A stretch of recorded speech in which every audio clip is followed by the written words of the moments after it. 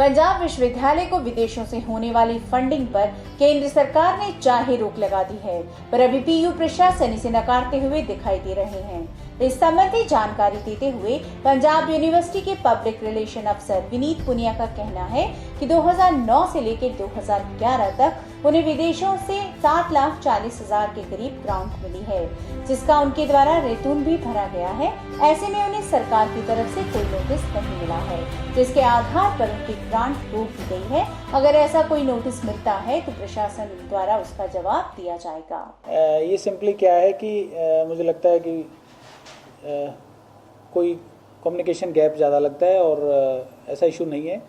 Punjab university को 2009-10 और 2010-11 2 साल में 2,40,000 और 5 लाख रुपए हमें फॉरन से ग्रांट्स वगैरह या डोनेशंस वगैरह मिली थी।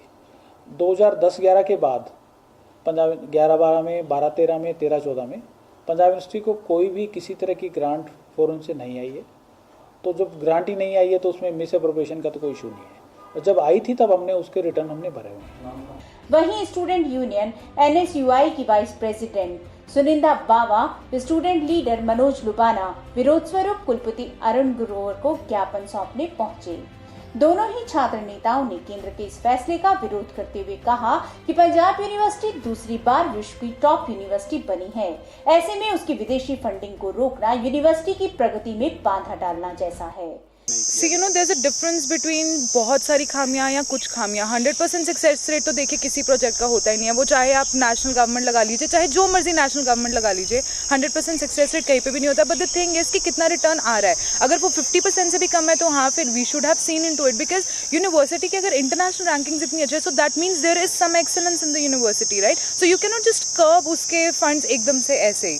There has to be some procedure which has to be followed. I think we could have been given way more number of warnings. अगर उसके बाद भी कुछ ऐसा रिजल्ट ना आता तो yes, I would have held ourselves responsible. But अगर 100% में से 60% भी हम यूटिलाइज कर रहे हैं और 40% का भी लूप होल है, so I think that's a permissible limit, और उस पर we could have worked harder. जहाँ जहाँ पे कमियां हैं वो ऑफ कोर्स कवर की जा सकती है। पीयू ने हमेशा कवर की है और आगे भी करता रहेगा।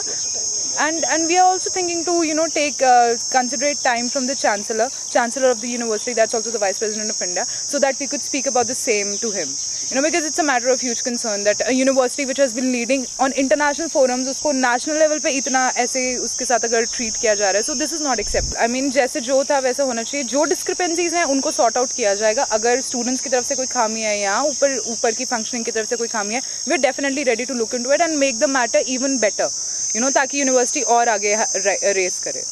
यहाँ आपको बता दें कि केंद्रीय गृह मंत्रालय ने आज पीयू समेत देश के 4,471 नामी संस्थाओं और एनजीओ को मिलने वाली विदेशी फंडिंग पर रोक लगा दी है। इनमें कई प्रतिष्ठित विश्वविद्यालय, सुप्रीम कोर्ट बार एसोसिएशन और एस्कॉट हार्ट हॉस्पिटल जैसी संस्थाएं भी शामिल हैं। इन स्वयंसेवी संस्थाओं के पंजीकरण को रद्द करने का फैसला केंद्रीय गृह मंत्रालय ने विदेशी चंदा कानून के दायरे में लिया है। कई तरह की गड़बड़ियां। खबरों के मुताबिक मंत्रालय ने इन संस्थाओं के कामकाज की जांच पड़ताल में सालाना रिटर्न्स फाइल न करने और दूसरी तरह की गड़बड़ियां भी पाई गई हैं।